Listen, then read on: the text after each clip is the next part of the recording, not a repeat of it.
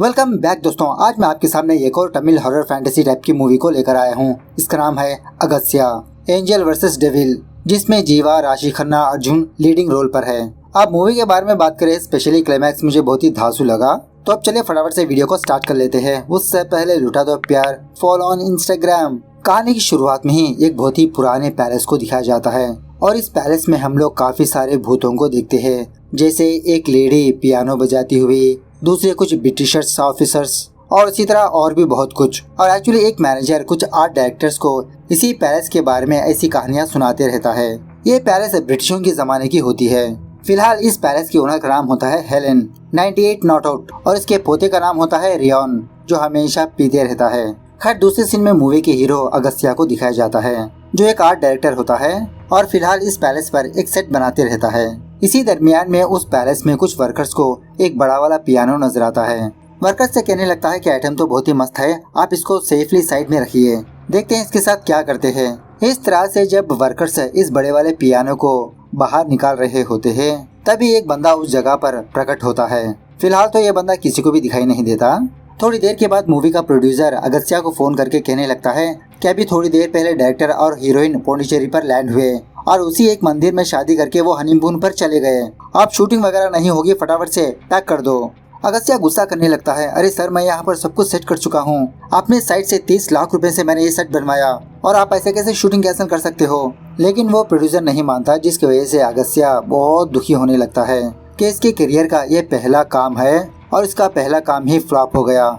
उसी वक्त अगस्त्या के पास इसकी गर्लफ्रेंड वीना आती है और कुछ प्रॉप्स वगैरह लेकर सॉन्ग्स के लिए, लेकिन अगस्त्या वीना पर भी बहुत गुस्सा करने लगता है। उसके बाद अगस्त्या वापस अपने गांव पर आता है। अपने घर पर आकर अपनी माँ से अपनी दुख भरी दास्तान सुनाकर बहुत दुखी होने लगता है कि माँ, हमेशा मेरे साथ ही ऐसा क्यों होता है। और लगता है अगस्त्या की माँ को कुछ बीमारी है, वो खुद अगस्त्या को नहीं जान रही होती। कहने लगती है कि बेटा, तुम कौन हो मुझे याद नहीं आ रहा, लेकिन जल्द ही तुम अपने काम में कामयाब हो जाओगे। उसके बाद वीना अगस्त्या के पास आकर एक जबरदस्त आइडिया बोलने लगती है कि अगर हम उस पैलेस को लीज पर लेकर उसे एक स्केरी हाउस बनाकर बिजनेस स्टार्ट करें तो फॉरेन में ये आइडिया बहुत ही जबरदस्त तरीके से हिट हो चुका है, हमारे शहर में अभी तक किसी ने भी स्टार्ट नहीं किया। सो आइडिया अच्छा है समझकर अगस्त्या इसी आइडिया को फॉलो करते हुए उस रियोन से बात करके इस पैलेस को भाड़े पर लेकर इसको एक जबरदस्त तरीके से स्केरी हाउस बनाने लगते हैं। और ऊपर से अगस्त्या तो एक आर्ट डायरेक्टर है। सब कुछ रेडी शेडी होने के बाद योगी बाबू को बुलाकर ओपनिंग करवाते हैं। स्केरी हाउस में एंटर होते ही पहली फुर्सत में योगी बाबू को वो बंदा नजर आता है। योगी बाबू और उसके असिस्टेंट को डराने की कोशिश करने लगता है, लेकिन ये दोनों डरते ही नहीं। उसके बाद क्या था, पहले दिन जबरदस्त तरीके से कलेक्शंस आने लगते हैं, मतलब इनका आइडिया तो हिट हो गया। खैर, उसी रात वीना उस पुराने पियानो को बाहर निकालकर एक हॉरर थीम बनाने की कोशिश करती रहती है। अगस्त्या भी वीना का साथ देने लगता है। जब वीना एक और म्यूजिक प्ले करने लगती है तो अचानक से उस पियानो के कुछ डोर्स अपने आप ओपन और क्लोज होने लगते हैं। अगस्त्या कहने लगता है कि वीना, इस सारे म्यूजिक को तुम खत्म करो, मैंने इसके बारे में पढ़ा है, ये पजल पियानो है। इस तरह से वीना इस पूरे म्यूजिक को प्ले करने पर उस पियानो का एक सीक्रेट दरवाजा ओपन होता है। ये देखकर अगस्त्या और उसके सारे फ्रेंड्स शॉक में रह जाते हैं। अंदर जाकर देखने पर यहाँ पर काफी सारे पुराने सामान पड़े होते हैं, मतलब ब्रिटिश के जमाने की चीजें होती है और इसी तरह एक कंकाल भी पाया जाता है। ये देखकर ये लोग बहुत डरने लगते हैं। उस पियानो में एक बहुत ही पुरानी फिल्म नजर आने पर जब अगस्त्या उस बक्से को ओपन करता है तो इसमें से एक अजीब की आत्मा बाहर आती है और वो आत्मा हूबहू अगस्त्या ही की तरह नजर आती है। मतलब एक्चुअली अगस्त्या की आत्मा उसके शरीर से बाहर आकर कुछ विजन्स को देखने लगती है। अगस्त्या को कुछ भी समझ में नहीं आता कि थोड़ी देर पहले इसके साथ क्या हुआ। अगस्त्या जब यही बात अपने फ्रेंड को बताने लगता है, इसका फ्रेंड समझने लगता है कि इसने इसको बिना बताए दारू पी ली। खैर, दूसरे दिन अगस्त्या उसके सारे फ्रेंड से दोबारा अपने स्केरी हाउस पर आकर सब कुछ प्रिपरेशन करने लगते हैं। इसी दरमियान में दूसरी जगह पर जब वीना अकेली होती है तो इसके साथ कुछ हॉरर इंसिडेंट्स पेश आने लगते हैं।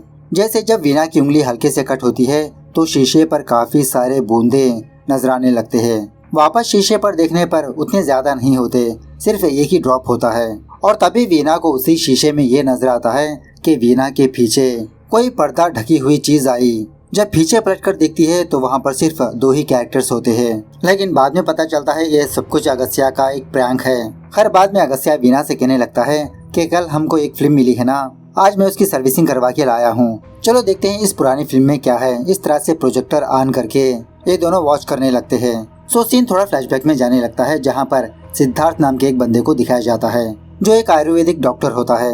एक्चुअली सिद्धार्थ जहाँ पर भी ट्रैवल करता, ये जो भी चीजें करता, एक कैमरे के जरिए से रिकॉर्डिंग करते रहता है। वही आज के ज़माने में ब्लॉगिंग कहते हैं ना वो। और ये ज़माना होता है 1940 के दरमियान में। फ्रांस के प्राइम मिनिस्टर ने स्पेशली सिद्धार्थ को कुछ काम सौंपा होता है। उसी काम की वजह से ये चेन्नई टू पौंडीचेरी जा रहा होता है ट्रेन के जरिए से। रेलवे स्टेशन पर एक बंदा सिद्धार्थ को पिकअप करने के लिए आता है। सिद्धार्थ रास्ते के दरमियान में काफी सारी चीजों को देखता है, जैसे कुछ हिंदुस्तानी फ्रीडम फाइट के लिए धरना कर रहे हैं, और उसी तरह हर एक बिल्डिंग के ऊपर सिर्फ एक ही नाम को देखता है और वो है एडविन। सिद्धार्थ इसके बारे में पूछने लगता है, अरे ये क्या बात है, हर जगह पर इस एडविन का ही नाम लिखा है।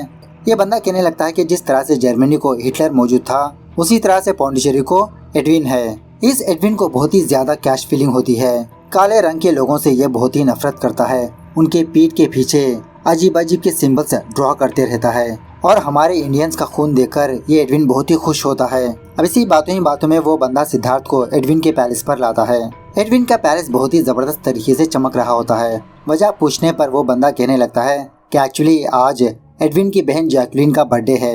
एक्चुअली जैकलिन का पूरा नाम होता है जैकलिन पुवेले।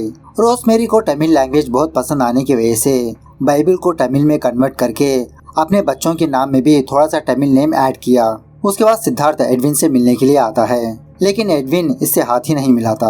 एडविन के बगल में हमेशा एक खास इंडियन बंदा होता है जिसका नाम होता है शेषाद्री। इसी शेषाद्री की आत्मा प्रेजेंट बंगलो में होती है। सिद्धार्थ को देखते ही एडविन फ्रेंच लैंग्वेज में इसको थोड़ा नीचा दिखाने लगता है, और ये बात सिद्धार्थ को बिल्कुल भी पसंद नहीं आती। उसी वक्त यहाँ पर जैकलिन आती है।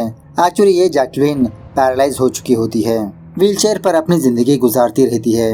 16 साल की उम्र में इसका बैकबोन थोड़ा सा फ्रैक्चर हो गया, तो उस टाइम से अब तक ये ऐसे ही है। ये देखकर सिद्धार्थ एडविन से एक डील बात करने लगता है। एडविन से कहने लगता है कि मैं आपकी बहन को 48 डेज के अंदर उसके पैरों पर खड़ा करूंगा। एडविन कहने लगता है इट्स इम्पॉसिबल, हमने काफी सारी कोशिशें कर ली। सिद्धार्थ कहने लगता है कि नथिंग इज इम्पॉसिबल इन सिद्ध वैद्य। अगर मैंने ये काम कर लिया तो आप इंडियंस के पीठ के पीछे लिखना बंद कर दोगे। खैर थोड़ी देर के बाद जैकलिन केक वगैरह काटती है अपने भाभी की मदद से। बाद में जब सारे लोग लंच के लिए बैठते हैं तो सिद्धार्थ हल्के से जैकलिन का मजाक उड़ाते हुए कहने लगता है, अरे आज तो आपका बर्थडे है, आप खुद अपने हाथों से खाइए ना। तो जैकलिन को बहुत ही गुस्सा आकर स्पून लेकर वो केक खाने की कोशिश करने लगती है, और जब तक ये केक खाती मैं सुसु करके भी आ गया था। अब जैकलिन के ये कमालगिरी को देखकर वहाँ के सारे लोग तालियां बजाने लगते हैं। सिद्धार्थ जैकलिन के पास आकर इसको अप्रिशिएट करते हुए कहने लगता है कि कल से आपका ट्रीटमेंट शुरू हो जाएगा 5:30 बजे। सो इस तरह से दूसरे दिन से ही सिद्धार्थ जैकलिन का ट्रीटमेंट स्टार्ट कर देता है। अब वो तो जंगल का एरिया है ना, काफी सारे जड़ी बूटियां ढूंढकर जैकलिन के लिए दवाइयां बनाते रहता है। कुछ दिन गुजरने के बाद धीरे धीरे जैकलिन के अंदर काफी सारा बदलाव आने लगता है। उसके बाद सीन प्रेजेंट डे पर शिफ्ट होता है, मतलब यहाँ तक ये रील खत्म हो चुकी होती है। और यही मूवी देखते समय अगस्त्या अनजाने में एक किताब के ऊपर स्केच को ड्रॉ कर चुका होता है, एक साधु और उसके पास एक छोटा बच्चा। अगस्त्या ये स्केच देखकर शॉक में रह जाता है कि अनजाने में ये स्केच इसने कैसे ड्रॉ कर लिया। खैर सुबह होने के बाद दोबारा इनका स्केरी हाउस का शो स्टार्ट होने लगता है। फिलहाल इस शो पर एक BFGF आए होते हैं जो प्राइवेसी के लिए बहुत ही तड़प रहे होते हैं। अंदर आने के बाद इन दोनों को एक छोटा सा पिरामिड नजर आने पर वो BFGF इस पिरामिड के अंदर घुस जाते हैं, वही कुछ मुच्ची करने के लिए। थोड़ी देर के बाद वो लड़की रोते हुए उस पिरामिड से बाहर आकर कहने लगती है कि मैं और मेरा बॉय बेस्टी यहाँ पर आए थे और अब मेरा बॉय बेस्टी नजर नहीं आ रहा, वो मिसिंग है। तो बाद में सारे लोग उस बंदे को तलाश करने लगते हैं। बहुत ढूंढने के बावजूद भी वो बंदा नजर नहीं आता, और देखते ही देखते ये खबर सारे टीवी न्यूज चैनल में फैल जाती है। और शॉकिंगली मिस हुआ बंदा एक काउंसलर का भाई होता है। आसपास के एरिया में ये खबर फैल जाती है कि सच में उस स्केरी हाउस में कोई बुरी आत्माएं हैं। उसी बुरी आत्माओं ने उस बंदे को अपने साथ ले गए, और जब तक ये केस सॉल्व नहीं होता तब तक ये स्केरी हाउस बंद ही रहेगा। तो ये न्यूज को देखने के बाद दोबारा अगस्त्या बहुत फील होने लगता है कि मेरे साथ ही क्यों हमेशा ऐसा होता है। जो भी काम स्टार्ट करता हूँ कोई न कोई वजह से रुक ही जाता है। तभी अगस्त्या को इसकी माँ की बातें याद आती है। अपनी माँ की बातों को याद करके ये दोबारा बहुत मोटिवेट होता है। उसी वक्त अगस्त्या के सामने एक कुल्हाड़ी नीचे गिरती है। जब इस कुल्हाड़ी को निकालने की कोशिश करने लगता है तो इस चकले के अंदर एक छोटा सा बेसमेंट नजर आता है इसको। जब अगस्त्या इस बेसमेंट के अंदर जाता है तो इसके साथ कुछ अजीब के हॉरर इंसिडेंट्स पेश आने लगते हैं। अचानक से उसी बेसमेंट में अगस्त्या को वो मिसिंग हुआ बंदा नजर आता है। अगस्त्या जब तक इस बंदे को संभालता, इस बेसमेंट में वीणा आती है और वो भी बहुत ही अजीब की हालत में। कहने लगती है कि मैं जैकलिन हूँ, फटाफट से यहाँ से निकल जाओ। ऐसा कहने के बाद जैकलिन की आत्मा वीणा के शरीर से बाहर चली जाती है और वीणा बेहोश गिर जाती है। और शॉकिंगली वीणा के हाथ में एक बहुत ही पुरानी डायरी होती है, 1940 की डायरी। खैर थोड़ी देर के बाद अगस्त्या वीणा से इसी किताब के बारे में पूछने लगता है। वीणा को कुछ भी याद ही नहीं होता कि इसके साथ क्या हुआ। अगस्त्या कहने लगता है कि सच में वीणा इस जगह पर जैकलिन की आत्मा है और वो आत्मा हमें कुछ बताना चाहती है। इस तरह से ये दोनों उस डायरी को ओपन करके पढ़ने लगते हैं और एक्चुअली ये डायरी सिद्धार्थ की ही होती है। सीन दोबारा थोड़ा फ्लैशबैक में जाने लगता है। जैकलिन ठीक होने के बाद जैकलिन खुद सिद्धार्थ का इंटरव्यू लेने लगती है। इंटरव्यू के दौरान पहले अपने फादर के बारे में बताने के लिए कहती है। सिद्धार्थ कहने लगता है कि मेरे पिताजी बहुत बड़े पंडित थे और इसी तरह एक सिद्ध वैद्य भी। 1918 के दरमियान में एक स्पेनिश फ्लू नाम की बीमारी फैलने लगी थी। काफी सारे लोग मरने लगे। इंग्लिश दवाएं भी काम नहीं आई। उस टाइम मेरे पिताजी ने एक दवाई खोजी, लेकिन दुनिया मेरे पिताजी पर भरोसा ही नहीं किया। इसी सिद्ध वैद्य को दबाने की वजह से मेरे पिताजी ने आत्महत्या कर लिया। तभी मैंने ये डिसाइड कर लिया कि जो दुनिया इसी सिद्ध वैद्य को इग्नोर कर रही है, एक दिन जरूर इसी सिद्ध वैद्य को मैं आगे लेकर आऊंगा, इसकी पावर दिखाऊंगा। मेरे पिताजी मरने के बाद एक नाव वाला बंदा मुझे गोद लिया। मैं काफी सारे शहरें घूमा, काफी सारी किताबें पढ़ी। बाद में सेकेंड वर्ल्ड वॉर के टाइम काफी सारे सैनिक मारे गए और काफी सारे सैनिक बीमार होने लगे।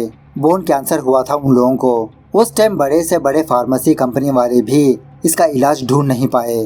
फ्रांस में जब एक मीटिंग होने वाली थी तो मैं उस मीटिंग पर शामिल होकर सिद्ध वैद्य के बारे में एक्सप्लेन किया और ये भी बताया कि सिद्ध वैद्य में बोन कैंसर का हल है। लेकिन वहाँ के लोग मेरी बातों को फिजूल मानकर मुझे बाहर कर दिया।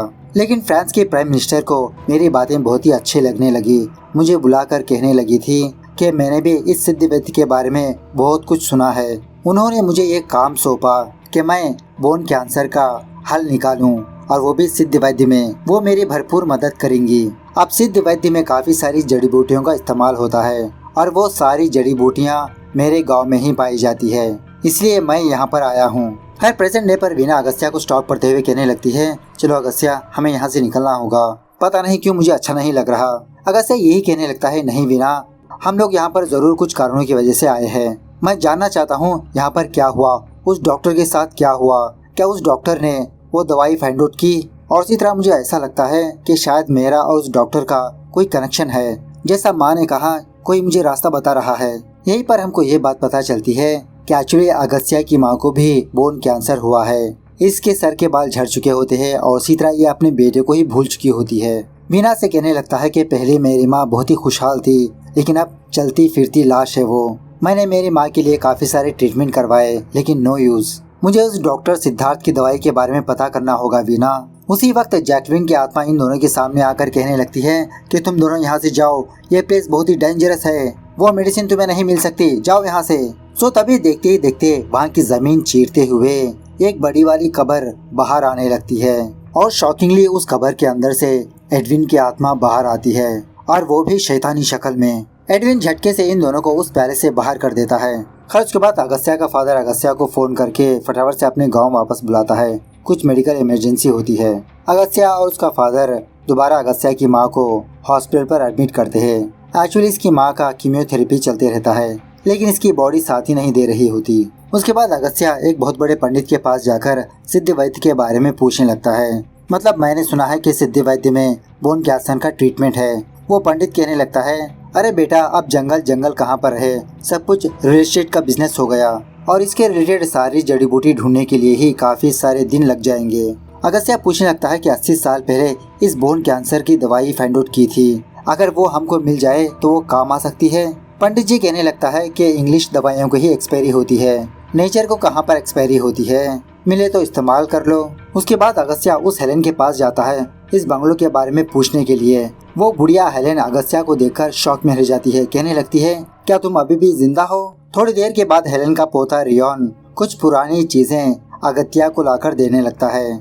इस बक्से में चेक करने पर अगस्त्या को कुछ खास नजर नहीं आता। दोबारा बहुत मायूस होने लगता है। बाद में अगस्त्या उसी दवाई के बारे में सोचने लगता है, अगर सिद्धार्थ ने उस दवाई को फाइंड आउट किया तो कहाँ पर छुपा के रखा होगा, और इसी तरह उस बंगलों में का शैतान मुझे अंदर क्यों नहीं आने दे रहा, जिसका मतलब उस पैलेस के अंदर ही कुछ है। इस तरह से दोबारा अगस्त्या उसी पैलेस में जाकर जोर जोर से चीखने चिल्लाने लगता है कि दम है तो अब आओ मेरे सामने भूतिए हो। उसी जगह पर अगस्त्या को एक पुराना कैमरा नजर आता है, वही सिद्धार्थ का कैमरा। जब इस कैमरे के थ्रू इस कमरे को देखने लगता है तो बहुत ही कलरफुल सा नजर आने लगता है, पुराने जमाने का पैलेस। तभी यहाँ पर हेलेन भी आती है। यहीं पर हमको ये बात पता चलती है कि ये हेलेन और कोई नहीं, एडविन की बीवी होती है। कैमरे के थ्रू देखने पर जान जवान हेलेन नजर आती रहती है इसको। वो हेलेन अगस्त्या को लेकर उसके कमरे में जाने लगती है, मतलब किसी चीज को ढूंढती रहती है। तभी उसी कमरे में एडविन की आत्मा प्रकट होकर कोड़े से हेलेन को मारने पीटने लगता है। हेलेन बहुत ही मुश्किल से कोई चीज को फाइंड आउट करके वो अगस्त्या को दे देती है, लेकिन बाद में पता चलता है कि ये सब कुछ अगस्त्या का एक ख्वाब है। फिलहाल अगस्त्या तो उस पैलेस के अंदर गया ही नहीं। अगस्त्या फटाफट से दोबारा उस बक्से में देखने पर वो चीज नजर आती है इसको, जो इसके ख्वाब में हेलेन ने इसको दिया था। इस चीज को ओपन करने पर इसमें एक छोटा सा सिलेंडर होता है। एक्चुअली एक वॉइस सिलेंडर होता है, मतलब ब्रिटिश के जमाने में इसी सिलेंडर में आवाजों को रिकॉर्ड किया करते थे। जब इस सिलेंडर को प्ले करने की कोशिश करने लगता है तो मशीन जैम हो चुकी होती है, ये चलती ही नहीं। लेकिन थोड़ी देर के बाद ये मशीन अपने आप चलकर उसमें की आवाज इन तीनों को सुनाई देने लगती है। उसके बाद सीन थोड़ा फ्लैशबैक में जाने लगता है। अब सिद्धार्थ जिस काम के लिए इंडिया वापस आया था वो काम जोरों शोरों से शुरू कर देता है। जंगल में ही एक छोटा सा घर बनवाकर बहुत सारी जड़ी बूटियां गैदर करके अजीब अजीब की दवाइयां बनाते रहता है। इसी दरमियान में एक दिन एडविन सिद्धार्थ के पास आकर इसको बहुत अप्रिशिएट भी करने लगता है कि आपने तो दवाई बनाना स्टार्ट भी कर दी। लेकिन ये सब कुछ जड़ी बूटियां देखकर सिद्धार्थ का मजाक उड़ाने लगता है कि इस कचरे से दवाई कैसे बन सकती है। ये सुनने के बाद सिद्धार्थ को बहुत ही गुस्सा आता है। एडविन को हल्के से डांटकर यहाँ से जाने के लिए कहता है कि बनने के बाद आप खुद देख लीजिए। उसके बाद वो एडविन बाहर आकर हल्के से मस्ती में अपनी गन लेकर हाथी के पैर के पास फायर करने लगता है। उस वक्त वो हाथी और कुछ वर्कर्स काम कर रहे होते हैं। अब उस हाथी को गुस्सा आकर एडविन के पास दौड़ने लगती है उसको मारने के लिए। लेकिन तभी वहाँ पर सिद्धार्थ आकर इस हाथी को कूल डाउन करने लगता है। वो गुस्से भरा हाथी अचानक से कूल डाउन भी होता है। सिद्धार्थ एडविन से कहने लगता है कि वो मेरी वजह से कूल नहीं हुआ, इस जड़ी बूटी की वजह से। हाथियाँ इस जड़ी बूटी को बहुत मानते हैं, इसी कचरे ने आपकी जान बचाई। इस तरह से एज ए गिफ्ट की तरह उसे ही दे देता है। सो ये देखकर तब जाके एडविन सिद्धार्थ की बातों पर, इसके कामों पर यकीन होता है। हल्के से इन दोनों के बीच अच्छी खासी दोस्ती बढ़ जाती है और उसी तरह एडविन इंडियंस को थोड़ा रेस्पेक्ट भी देने लगता है। एक दिन एडविन सिद्धार्थ को लेकर अपने सीक्रेट बेसमेंट में जाकर अपनी कब्र को दिखाने लगता है। एक्चुअली एडविन इजिप्शियन कल्चर को बहुत ही मानते रहता है। सिद्धार्थ से पूछने लगता है कि अगर मैं मर जाऊं तो मेरी बॉडी ताज़ा रहने के लिए ऐसी कोई दवाई है। सिद्धार्थ कहने लगता है कि एवरीथिंग इज पॉसिबल इन सिद्धवैद्य। बाद में सिद्धार्थ और जैकलिन किसी जगह पर मुलाकात करके बस ऐसे ही बातें शातें करते रहते हैं। एक्चुअली ये दोनों एक दूसरे से बहुत ही प्यार करने लगते हैं। कुछ दिनों के बाद सिद्धार्थ वापस फ्रांस जाने वाला होता है, तो उससे पहले जैकलिन से मुलाकात करके अपने प्यार का इजहार करने की कोशिश करने लगता है। उसी वक्त कुछ मास्क वाले बंदे इन दोनों पर अटैक करने लगते हैं। सिद्धार्थ उन लोगों से जबरदस्त तरीके से फाइट करके जैकलिन की जान बचा ही लेता है और इसी तरह उनमें से जख्मी हुए बंदों को भी इलाज करवाने लगता है। इन मास्क वाले बंदों का एक लीडर भी होता है, इसकी भी मरहम पट्टी करने लगता है। सिद्धार्थ उस बंदे को समझाने लगता है कि कपड़ों को देखकर तुम गलत मत समझना, मैं भी एक हिंदुस्तानी हूँ और मौका मिलेगा तो हम दोनों एक दिन जरूर एक साथ लड़ेंगे। खैर उसके बाद सिद्धार्थ उस वॉइस रिकॉर्डर में अपनी दिल की बात रिकॉर्ड करने लगता है, जाते वक्त जैकलिन को देकर जाए। तो फाइनली सिद्धार्थ का यहाँ से जाने का दिन आ जाता है। ये अपनी सारी दवाइयाँ पैक शैक करके जैकलिन को किसी जगह पर साइड में बुलाकर वो ऑडियो क्लिप इसको सुनाने लगता है। उसी वक्त वहाँ पर एडविन आकर सिद्धार्थ के फ्लाइट टिकट्स वगैरह देने लगता है कि सिद्धार्थ मेरी तरफ से भी सारी तैयारियां खत्म हो चुकी है। तभी उसी पैलेस में एक मास्क वाला बंदा अपनी गन के साथ आता है, शायद सिद्धार्थ को या तो फिर एडविन को मारने के लिए। तो शॉकिंगली वो बंदा सिद्धार्थ पर गोली चला देता है। ये देखकर एडविन जोर जोर से चीखने चिल्लाने लगता है कि वो देखो नाची जा रहा है, गार्ड्स उस नाची को पकड़ो। अब जैकलिन भी वहाँ पर होती है। सिद्धार्थ की हालत को देखकर बहुत रोने लगती है। एडविन कहने लगता है कि तुम फटाफट से नीचे जाकर मदद के लिए कुछ आदमियों को ऊपर भेजो। उसके बाद सीन प्रेजेंट डे पर शिफ्ट होता है, मतलब यहाँ तक सिद्धार्थ की ये ऑडियो क्लिप खत्म हो चुकी होती है। तभी वहाँ पर हेलेन आकर अगत्या, वीना और उसके फ्रेंड से ये कहने लगती है कि शूट करने वाला नांची नहीं था, इसका पति एडविन ही था। मतलब इतने दिनों तक एडविन सिद्धार्थ से दोस्ती करने का नाटक कर रहा था और एडविन को ये बात बिल्कुल भी पसंद नहीं होती कि एक इंडियन को प्राइम मिनिस्टर अप्रिशिएट करे। सिद्धार्थ मरने के बाद एडविन फ्रांस को झूठा लेटर लिखता है कि सिद्धार्थ ने पैसा बर्बाद कर दिया और इसी तरह इसके रिलेटेड सारे सबूत को भी मिटा देता है। मतलब कुछ इंडियंस को मार देता है, सारी दवाइयों को जला देता है और इसी के साथ साथ वो जो फ्रीडम फाइटर है ना नानची, उसको और उसकी फैमिली को, उसके आदमियों को भी गोली से मार देता है। सिद्धार्थ की आत्मा कहीं भूत बनकर ना आ जाए, इसके लिए सिद्धार्थ की डेड बॉडी को एक मम्मी की शक्ल में कैद करके बहुत ही अंदर दफना देता है। अब एडविन की ये सारी बातें जैकलिन जान चुकी होती है। एक ऑडियो रिकॉर्डर में सब कुछ रिकॉर्ड करके उसी तरह से थोड़ी बहुत दवाइयाँ गैदर करके किसी जगह पर छुप जाती है और जैकलिन और कहीं नहीं उसी पियानो के अंदर छुपी रहती है। जैकलिन ने सिद्धार्थ की उस दवाइयों को बेसमेंट में छुपा के रख दिया था। ये जानने के बाद एडविन अपनी बहन को ही मार देता है। खैर उसी रात कुछ फ्रीडम फाइटर्स इस पैलेस पर अटैक करने लगते हैं। इन लोगों से बचने के लिए एडविन शेषाद्री से कहने लगता है कि मुझे मेरे कब्र में छुपा दो, जब वो सारे लोग चले जाएंगे तो मुझे मेरी कब्र से बाहर निकालो। तो शेषाद्री उसी तरह से कर देता है, लेकिन बाद में ये खुद पकड़ा जाता है। वो लोग इसको भी मार देते हैं, जिसकी वजह से एडविन अपने ही कब्र में कैद होके रह जाता है और सिद्धार्थ की सारी दवाइयाँ भी इसी कब्र में होती है। सो प्रेजेंट डे पर इस तरह से हेलेन अगत्या को ये सारी बात बताने पर अगत्या शॉक में रह जाता है, जिसका मतलब सिद्धार्थ की वो दवाई वहीं पर है। इस तरह से दोबारा उस पैलेस पर जाने पर एडविन की आत्मा इसे अंदर आने नहीं देती। तभी सिद्धा मतलब एक महागुरु अगत्या को नजर आता है, हमेशा इसको नजर आते रहता है। अगत्या को एक सही टाइम बताने लगता है उस दवाई को हासिल करने का। मतलब आज रात सारे ग्रह एक ही लाइन में समाएंगे। सो बाद में सही टाइम का वेट करके अगत्या, वीना और उसका फ्रेंड इस पैलेस में दोबारा एंटर होते हैं। पैलेस के अंदर आकर ये तीनों एडवर्ड की कब्र को खोदने की कोशिश करने लगते हैं, लेकिन ये कब्र बहुत ही स्ट्रांग होती है, ओपन ही नहीं होती। इसी दरमियान में अगस्त्या ये ऑब्जर्व करता है कि कब्र के ऊपर शेर की स्टैचू थोड़ी घूमी हुई है। वही पास में एक बड़ी वाली चेन होती है। तीनों मिलाकर उस चेन को खींचने पर तब जाके एडवर्ड की कब्र ओपन होती है और इसी कब्र में सिद्धार्थ के वही काफी सारी चीजें होती है, दवाइयाँ, किताबें, सब कुछ। सिद्धा ने अगस्त्या से ये कहा था कि टाइम खत्म होने से पहले एडवर्ड की लाश को जलाना होगा, लेकिन टाइम खत्म हो चुका होता है, जिसकी वजह से एडवर्ड की आत्मा दोबारा जिंदी होती है। अगस्त्या बिना उसके फ्रेंड को इस पैलेस से बाहर जाने ही नहीं देती। एडवर्ड की आत्मा अगस्त्या के हाथ से वो सारे चीजें छीनकर उसको जलाने लगती है। एट द सेम टाइम दूसरी तरफ अगस्त्या की माँ प्रार्थना करती रहती है, तो भगवान इनकी प्रार्थना सुनकर सिद्धार्थ की आत्मा को जगा देता है। उसके बाद क्या था, अगस्त्या और सिद्धार्थ की आत्मा एडवर्ड की आत्मा से लड़ने लगते हैं। यहीं पर हमको ये बात पता चलती है कि 1940 में मरने वाला नानची अगस्त्या ही की तरह नजर आता था। मतलब अगस्त्या का ये दूसरा जन्म होता है। खैर उसके बाद मार्वल टाइप में यहाँ पर जबरदस्त तरीके से फाइट चलने लगती है, आत्माओं की फाइट। बहुत ही लंबी फाइट होने के बाद फाइनली अगस्त्या एडविन की आत्मा को मार देता है सिद्धार्थ की मदद से।